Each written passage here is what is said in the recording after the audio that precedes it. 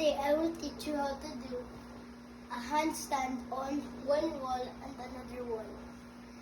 But it takes a little balance and practice so that you can do it. Today I'll be teaching you how to do a handstand on two walls.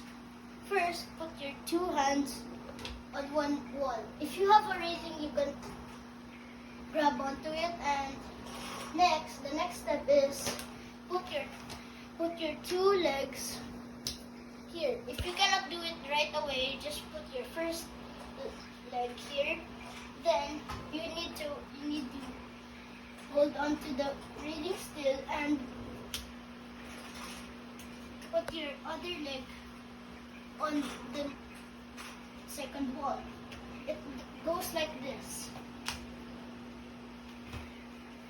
But you still need balance to do the handstand on two walls. It might be hard, but you can still do it. Again, I will show you how to do it. The first arm will put on the rail or the wall, and then the second will go on the wall. Then your two legs will go on the second wall, and it will look like this.